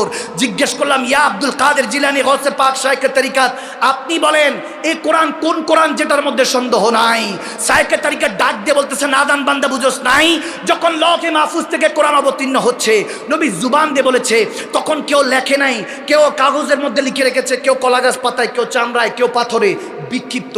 যদি আপনাদেরকে বলি এই ভাটরা দক্ষিণ পাড়ার বাসিন্দারা, এ লক্ষ্মীপুর বাসীরা, এটা কি কিতাব, এটা কি বই? বলবেন না না মাদানী সাহেব কি বলে, এটা কিতাব কেন হবে? দিস ইজ পেজ, এটা একটা পৃষ্ঠা, এটা কখনো কিতাব না। তবে এরকম পৃষ্ঠা যদি 200টা 100তে করি তাহলে এটা পৃষ্ঠা কিতাব হবে, বই হবে।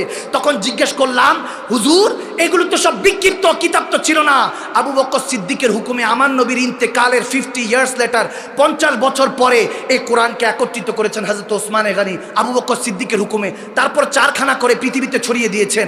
এর আগে কোরআন নবীর সিনাতে ছিল, দুনিয়ার কোনো মানুষের দেখে নাই, লিপিবদ্ধ ছিল না, আলাদা আলাদা ছিল, পাথরে চামড়ার মধ্যে। জামানাকে শিখাচ্ছেন আমার আল্লাহ। গসে পাক ডাক দিয়ে বলতেছেন এখনো বুঝোস নাই কোন কিতাবের কথা হচ্ছে? যে কিতাব আল্লাহ লওহে মাহফুজে হেফাজত করেছে, সেটা সিনায় মুস্তাফার মধ্যে নাজিল করে আমার আল্লাহ ঘোষণা দিচ্ছেন দালিকাল কিতাব, এটা সেই নবী লা রাইবা ফিহি। নবীর মধ্যে সন্দেহ তালাশ করিস না, নবীর গোলামে ফাদা হয়ে যা, ফিদা হয়ে যা। আতিউল্লাহ আতিউর রাসূল, নবীরে তাআতে কর, ফাত্তাবিউনি হাবিবুকুমুল্লাহ। নবী গোলামি কবুল করলে আমি তোকে বান্দা থেকে বন্ধু বানিয়ে নিব। যখন ওলি আল্লাহদের কাছে গিয়ে কোরআন বুঝতে লাগলাম, তখন নবীকে চিনতে লাগলাম। যখন নবীকে চিনতে লাগলাম, সুন্নি মুসলমানরা তখনই বলতে লাগলো अब मेरी निगाहों में जचता नहीं कोई जैसे मेरे मुस्तफा है वैसा नहीं कोई।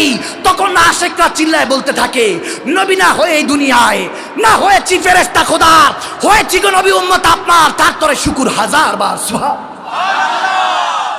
বুঝলে সোজা, না বুঝলে বোঝা, ঠিক কিনা? বুঝলে আবু বকর, না বুঝলে আবু কি করবেন? হেদায়েত তো সবার কিসমতে নেই। শুনলাম যখন চিন্তা করলাম পাগলা, নবীকে চিনলি না। সুম্মা মাআযাল্লাহ, রাখাল বলছেন আপনি নবীকে, আমার হুজুরকে কিছু বলার বলবেই, নবীকে ছোট করার চেষ্টা করবে। ভালোবাসে নাই তো, ভালোবাসলে তো প্রিয় নবীর শানে এভাবে বলতে পারে না। বিষয়টা নিয়ে অনেক আলোচনা হচ্ছে, সমালোচনা হচ্ছে। ঘেটে দেখলাম 5 বছর আগের কথা। তো আমি কাউকে ছোট করছি না, কখনো ছোট করার উদ্দেশ্য নাই। আমার চিন্তা হলো সব মুসলমান আমার নবীর উম্মত। আমার নবী যদি কবুল করে, আল্লাহ যদি ক্ষমা করে, আমি আপনি বলার কে? আওয়াজ দেন। সমালোচনা ঝড় নয়, আলোচনা করে সবকিছু সমাধান করতে হয়, ঠিক না? বললাম পাগলা চিনো নাই তৈরি, চিনো নাই তাইলে আমার নবীকে ভালোবাসলে তুমি রাখাল বলতে পারতাম না, কাউ বলতে পারতাম না। তবে এটা নিয়ে যে এত মাতামাতি হচ্ছে, সুম্মা মাআযাল্লাহ আস্তাগফিরুল্লাহ, আমি বোঝানোর জন্য বলছি, নয়তো বলার কোনো উদ্দেশ্য ছিল না। সবাই বলছে হুজুর আপনার বক্তব্য কোথায়, আপনি কিছু বলছেন না কেন? আপনাদের ইশক দেখে মনে হচ্ছে এখানে বলা যায়, আশিকদের সামনে কিছু আলোচনা করা যায়। জানি কালকে এটা অনেক ভাইরাল হবে, অনেক কিছু হবে, আপনারাও পাবেন যে হুজুর এখানে আমাদের এখানে আলোচনাটা করে গিয়েছে। কিন্তু খোদার ইজ্জতের কসম করে বলছি, আশিকে রসুল হলে কখনো আমার নবীর এইসব বিষয় শেয়ার করবে না, কখনো কথা বলবে না। নবীজির সামনে গোস্তাকি হচ্ছে, এগুলো কেন শেয়ার দিবেন, কেন কথা বলবেন এগুলো নিয়ে? আমার নবীর হাদিস কি কম পড়ে গিয়েছে যে আলোচনার জন্য এইসব টপিক লাগবে?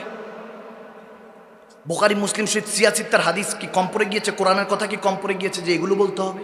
হ্যাঁ, বুঝানোর জন্য বলুন, কোনো সমস্যা নেই।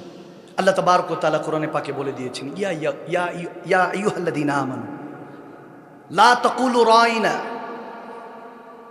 ওয়া লা তাকুলু উনজুরনা ওয়া কুলু উনজুরনা, লা তাকুলু রাইনা ওয়া কুলু উনজুরনা। আমার আল্লাহ সাহাবাদেরকে শিখাচ্ছেন, হে মুমিনরা, কারণ সাহাবা রাসূলুল্লাহ নবীকে ভালোবেসে মুমিন হয়ে গিয়েছেন। সুবহানাল্লাহ। এখন রয়নার মিনিং সবাই জানে, এটার একটা মিনিং আছে, আমার দিকে দেখেন, সাহাবারা ওই নিয়ত করেই বলেছেন। কিন্তু রয়নার আরেকটা মিনিং কাফেররা উদ্দেশ্য করে বলতো, রাখাল, সুম্মা মাআযাল্লাহ, বকরি চড়ানে वाला।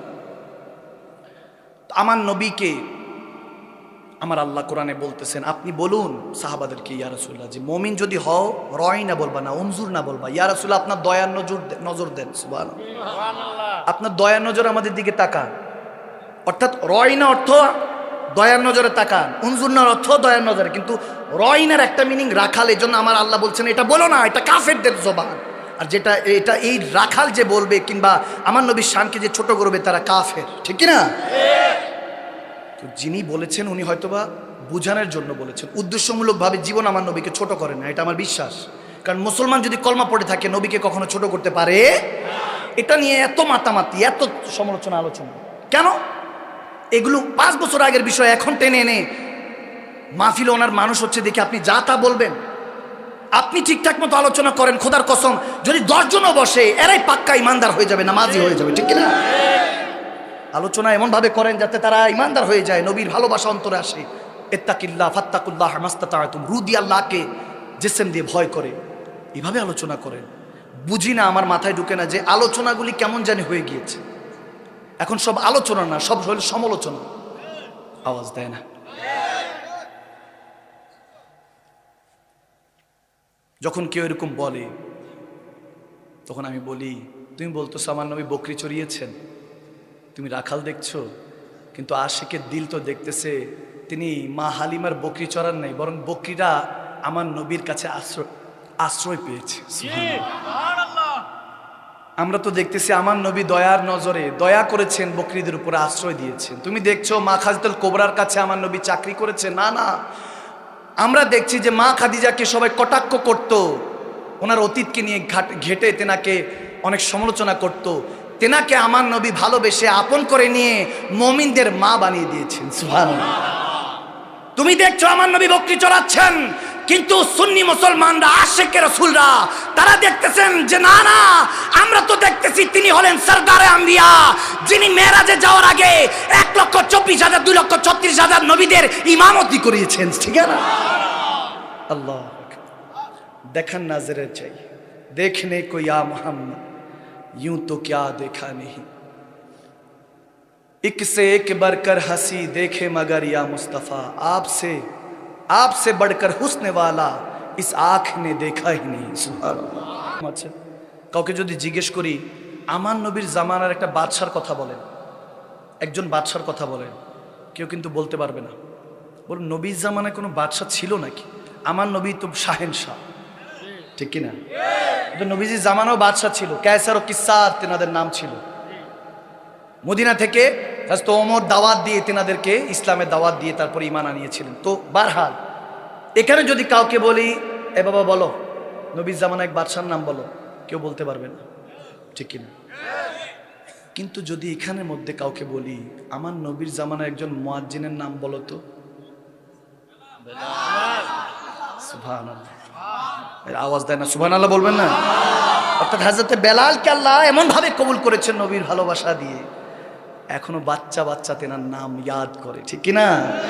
পড়াশোনা জানা ছিল না, গরিব ছিল, কিন্তু আমার নবী বলতেন বেলাল আমি যখন জান্নাতে হাঁটি পিছনে বেলালের পায়ের শব্দ শুনতে পাই। সুবহানাল্লাহ। নবীজি যখন এই কথা বলছেন, হাদিস বলছেন নবীজিও দুনিয়ায় বেলালও দুনিয়ায়, জান্নাতে আমার নবী বেলালও ওখানে। কি বুঝলেন?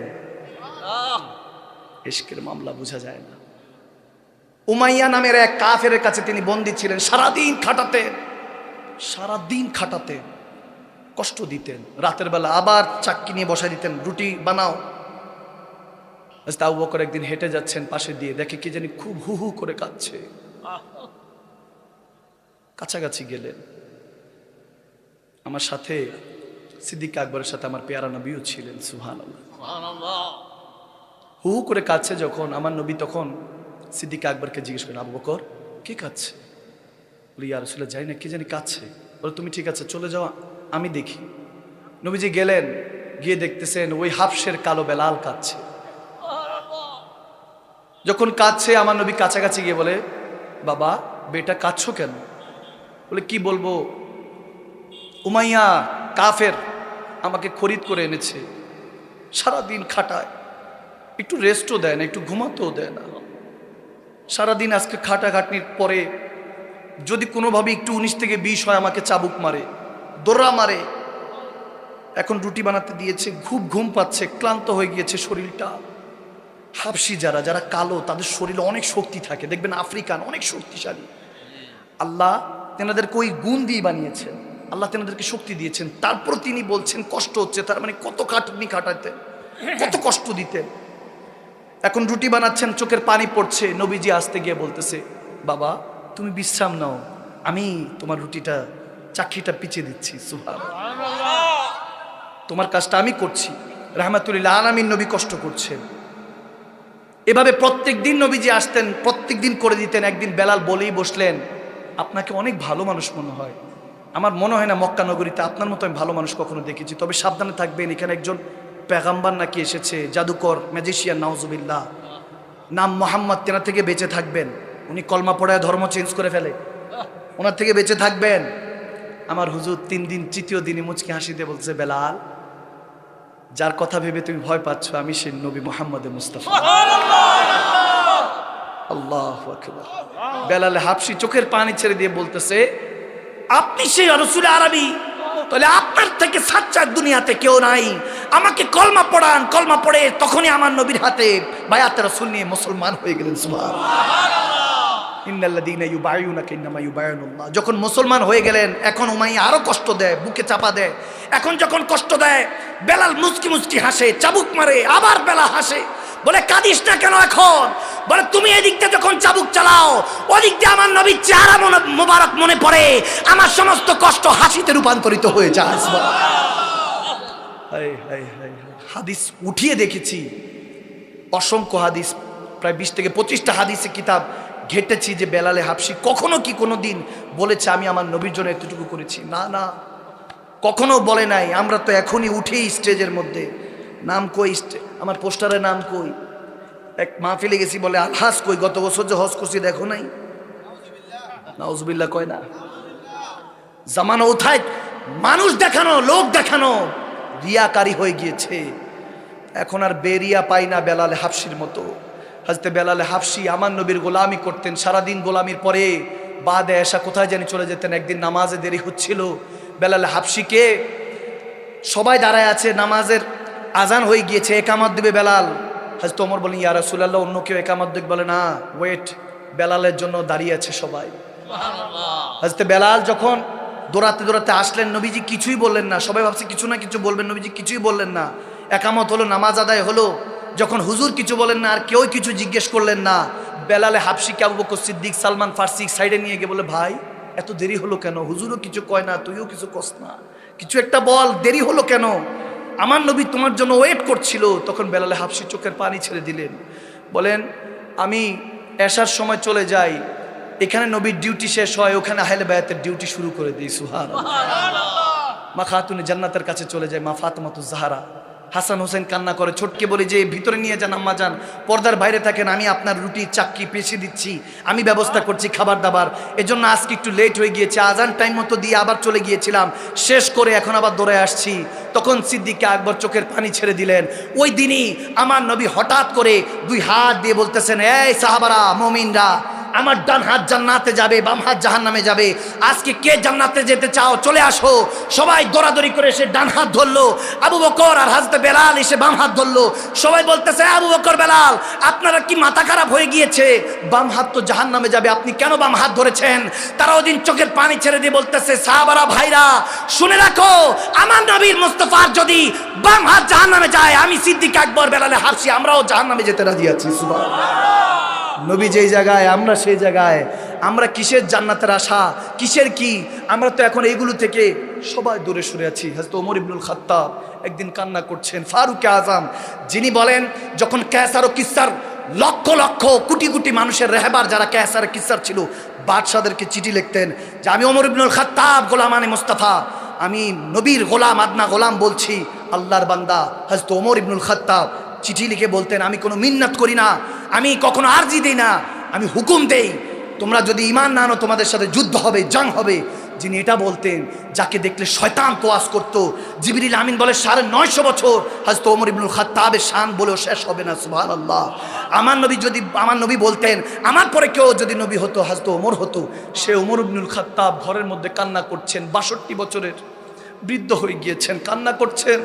খাতুন ওনার বিবি সাহেবা বলতেছেন, ইয়া আমিরুল মুমিনিন, আপনি কান্না করছেন কেন? বলে, আমাকে তো মসজিদে নববী থেকে, আজকে মসজিদের থেকে নামাজ পড়ে যখন বের হয়েছি, সবাই বলতেছে, ওই দেখো শানওয়ালা যাচ্ছে, ওই দেখো আমার নবীর সে শের সিংহ যাচ্ছে, ওই দেখো মমিন যাচ্ছে, ইমানদারদের ইমাম যাচ্ছে, সবাই কত কিছু বলছে। জানি না আমার আল্লাহ আমাকে ক্ষমা করেছি কিনা, নবীকে চেহারা দেখাতে হবে। খাতুন, সারা জীবন তো উম্মতে মুহাম্মাদির জন্য করে গেলাম, খেটে গেলাম, আমার নবীর হুকুম পালন করে গেলাম, ঘরের তো খোঁজখবর রাখতে পারি না। আমার ইজ্জতের দিকে তুমি খেয়াল রেখেছো, আমার কাপড় ধুয়ে দিয়েছো, আমার বাচ্চাদেরকে পারভারিশ করেছো, মানুষের মতো মানুষ বানিয়েছো। খাতুন, সময় হয়েছে, চুল পেকে গিয়েছে, দাড়ি পেকে গিয়েছে, ওমরের যাওয়ার সময় হয়েছে। ওই যখন কান্না করছেন হযরত ওমর ইবনুল খাত্তাব রাদিয়াল্লাহু তাআলা, বিবি সাহেবা বলতেছে, কেন কান্না করছেন বলেন? বলে, কখনো তোমার ঠিক মতো খেয়াল রাখতে পারি নাই, আমার হুজুরের উম্মতের জন্য জীবন যৌবন দিয়ে দিয়েছি। ঠিক মতো একটা তুমি মিষ্টি খেতে চেয়েছিলে একদিন, আমি 8 মাস লাগি তোমাকে মিষ্টি খাওয়াতে পারি নাই। 8 মাস পরে তুমি 8 দিরহাম আমাকে দিয়ে বলেছো যে হুজুর এই 8 দিরহাম থেকে আপনি মিষ্টি নিয়ে আসেন। তখন বলেছিলাম, তুমি 8 দিরহাম কোথায় পেলা? তখন বলেছিলেন, ওই খাতুন তেনার বিবি ওমর ইবনুল খাত্তাবের বিবি সাহেবা বলতেছিলেন যে আপনি যে বাজারে টাকা দিতেন, ওখান থেকে প্রতি মাসে 1 দিরহাম করে জমিয়েছি। এরপর জমাতে জমাতে 8 মাসে 8 দিরহাম হয়েছে। ওদিন ওই 8 দিরহামও আমি কোষাগারে দিয়ে দিয়েছি। আমি ওখানে আমার জন্য খরচ করি নাই, বরং তাদেরকে বলেছি, আমি ওমরের মনে হয় বেতন 1 দিরহাম বেশি, 1 দিরহাম কমাও। সুবহানাল্লাহ। ওই সত্যবাদীদের কথা বলছি ভাইয়ের আমার। সে ওমর ইবনুল খাত্তাব বলতেছে, খাতুন, সারা জিন্দেগি আমি আল্লাহ রাসূলের জন্য দিয়ে গিয়েছি, তোমাদের খোঁজ খবর নিতে পারি নাই, আজকে ক্ষমা করে দাও, বিবির হক আছে, মাফ করে দাও। খাতুন বলতে লাগলেন, ক্ষমা করব না, নিরালা মুমিনের নিরালা মুমিনা, বিবি সাহেবা নিরালা, বলতেছে ক্ষমা করব না। বলে, কেন?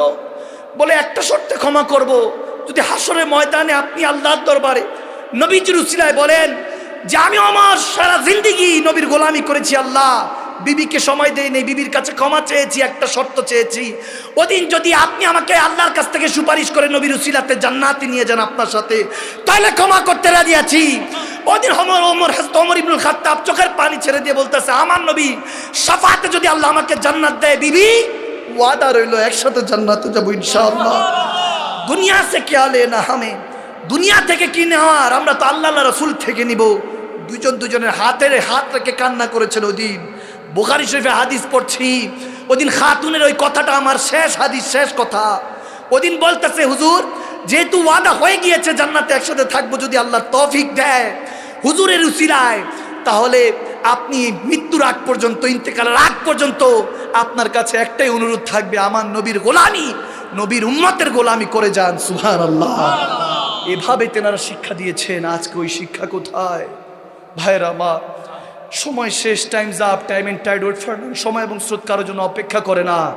ফিরে আসুন, আপনাদের কাছে করজোরে বলছি, ফিরে আসুন। দেখতে দেখতে এখানে যদি কোনো কিছু হতো, ব্যান্ড প্যাকেজ, মানুষের অভাব হতো না। কোরআনের কথা, সুন্নাহর কথা বলনেওয়ালা এখন কমে যাচ্ছে, বড় বড় ওলামায়ে কেরাম চলে যাচ্ছে। সময় শেষ, সময় শেষ। আল্লাহ তাবারক ওয়া তাআলার কাছে শুধু এতটুকুই দোয়া, ইয়া আল্লাহ, দুনিয়াতে তোমার হুজুরের গোলাম হিসাবে আমাদেরকে কবুল করো, আখিরাতেও গোলামির মধ্যে রাখো।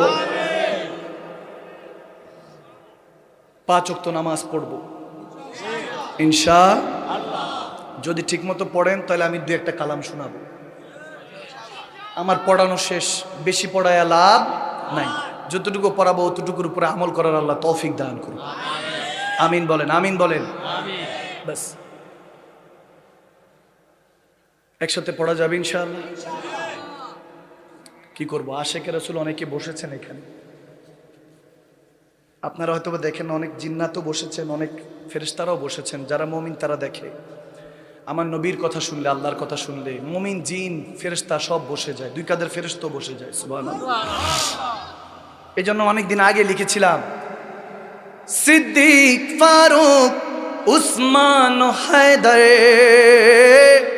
4 জন সাহাবা সবচেয়ে বেহতর, কারণ তাদের দিলে আছে আল্লাহর পয়গম্বর। নারায়ে তাকবীর, আল্লাহু আকবার। ঠিক কিনা? আগামী বছর শোনাবো, কেমন? এখন কালাম টান দিছি, মানুষ আসা শুরু হয়েছে। কি এক আজীব দুনিয়াতে যে আসছে। আচ্ছা, পিছের দিকে তাকাইতে হবে না, এদিক তাকা। একটা কিছু বললেই ওদিক খবর থাকে না, ওখানে তাকানোর দরকার নেই। আচ্ছা, আমি এদিকে প্রায় সময় এক্সপিরিয়েন্সটা বলি, বোঝানোর জন্য বলি। আগ্রাবাদে গিয়েছিলাম, চট্টগ্রাম। ওখানে এক মুরব্বী বাবা উঠে বলছে, হুজুর বোগ লাগি, ক্ষুধা লেগেছে। প্রথম বুঝি নাই, বললাম কি লাগি এটা? বলে হুজুর বোগ লাগি, ক্ষুধা লেগেছে। তো বললাম কিসের ক্ষুধা? বলে হুজুর পেটের ক্ষুধা না, রুহের ক্ষুধা লাগছে। বলে ওয়াজ নসিহত শুনেছি হুজুর, ইমানটা তাজা হয়েছে, কিন্তু ওই যে আপনি একটু বেলালি সুর দেন হুজুর, একটু দেন না। আমি বললাম বেলালি সুর দিব? আমাদের প্রথম 52 ভাষাটা অ্যাক্সিডেন্ট করছে আপনাদের নোয়াখালীতে। 52 ভাষা এখানে অ্যাক্সিডেন্ট করছে। হায়দারগঞ্জে মাহফিল করতে বলে হুজুর ইন্ডিয়া হিন্দি যান। বলে হিন্দি কি? বলে এদিক দিয়ে ওদিক দিয়ে যান, এখানকার ভাষা। চট্টগ্রামে গেছি, চট্টগ্রামে বলে হুজুর অনেলে ফ্যাট ফোরের। কি ফোরের? ফ্যাট। আমি বললাম পেটে আগুন লাগছে, আপনি ডাক্তারের ফোন দেন। আমার কি পেট পোরের মানে ভাবছি পোড়া লাগছে আর কি। না হুজুর, আই মিস ইউ, আপনাকে ভালোবাসি, মিস করছি, এই জন্য বলতেছি ফ্যাট ফোরের। তো এক এক দেশের এক এক ভাষা, 8 কিলোমিটার পর পর ভাষার টোন চেঞ্জ হয়, ঠিক কিনা? ওখানে এরকম এক্সপিরিয়েন্স বলছি, অভিজ্ঞতা অনেক বড় বিষয়। অভিজ্ঞতা যারা আছে সে অনেক দামি। এক জাহাজ নষ্ট হয়েছে, জাহাজের ক্যাপ্টেন থেকে শুরু করে সবাই চেষ্টা করছে, 24 ঘন্টা পার হয়েছে, ঠিক হয় না। মিস্ত্রি খবর দিল, মিস্ত্রি দেখলো, 2 মিনিট দেখার পর 2 মিনিট রাউন্ড দিয়ে হাতুড়ে নিল, বাড়ি দিল, ঠিক। আওয়াজ দেয় না, কথা বুঝেন নাই। এরপর সব বলছে আপনি ঠিক যে করছেন, এটার স্যালারি কত, টাকা কত? 1 লাখ। কয় লাখ? আপনারা তো চুপচাপ আছেন। কুমিল্লা দিন বলছি, দিছে মুরব্বী, কি 1 লাখ? 2 মিনিটের কামাইলে কি 1 লাখ? মনের মধ্যে প্রশ্ন আসে কি আসে না? আসে। তো বলতেছে 1 লাখ। তখন সেই সবাই বলতেছে, জাহাজের ক্যাপ্টেন থেকে শুরু করে, কিসের 1 লাখ? আসলেন, হাতুড়ি নিলেন, বাড়ি দিলেন, 1 লাখ 2 মিনিটের কাজের জন্য? বলে আপনি আমার 2 মিনিটের কাজের টাকা দিবেন না, 30 বছরের অভিজ্ঞতার টাকা দিবেন। আওয়াজ দেয় না, ঠিক কিনা? তো অভিজ্ঞতার দাম আছে কি নাই? আছে। যার যত বয়স তার তত অভিজ্ঞতা। মুরব্বীদেরকে এই জন্য সম্মান করবেন, ভালোবাসবেন, তেনার অভিজ্ঞতা বেশি, আমল বেশি। ছোটদের স্নেহ করবেন, বয়স কম গুনাহ কম, ঠিক কিনা? এগুলো খেয়াল রাখবেন, ছোট ছোট বিষয়গুলি খেয়াল রাখবেন। বিসমিল্লাহ গলদ, নাউজুবিল্লাহ, যেখানে আল্লাহর নাম এসেছে ওখানে গলদ থাকতে পারে। নামাজ টামাজ, রোজা টোজা এগুলো বলবেন, নামাজ কালাম, রোজা কালাম, ঠিক কিনা? ছোট ছোট কথার মধ্যে আদব রাখবেন, ভ্রাতৃত্ব রাখবেন, মুখের মধ্যে লাগাম দিবেন, লাগামহীন কথা বলবেন না। বেশি বেশি বলনেওয়ালাদেরকে বাচাল ডাকে মানুষ, ঠিক কিনা? যারা কম বলে তাদের কথার দাম বেশি, শুনে বেশি, বলে কম। যতটুকু বলে দামটা বাড়িয়ে দেয় কে? আল্লাহ। এই জন্য কথা কম বলবো। পার্সোনালিটি আনবা যুবক, ব্যক্তিত্ব আনতে হবে। এখনকার ব্যক্তিত্ব নাই তো। নারায়ণগঞ্জ জায়গায় গেছি, কানের মধ্যে কি, হাতের মধ্যে কি, আমি বললাম এগুলো কি? বলে হুজুর স্টাইল। কানের মধ্যে দুল পড়ছে, মাইয়া বানায় সাজা ছেড়া দিছে, কিসের স্টাইল? এগুলো থেকে আল্লাহ আমাদেরকে হেফাজত করুক, আমিন বলেন। তো ইনশাআল্লাহ পড়া যাবে একসাথে, আওয়াজ দেন, পড়া যাবে। তো ওই চট্টগ্রাম মানুষজন বলছে যে হুজুর ভোগ লাগে, তখন বলে হুজুর যেটা পড়েন যে ওটা একটু পড়লে ভালো হইতো। আমি বললাম কোনটা? বলে ওই যে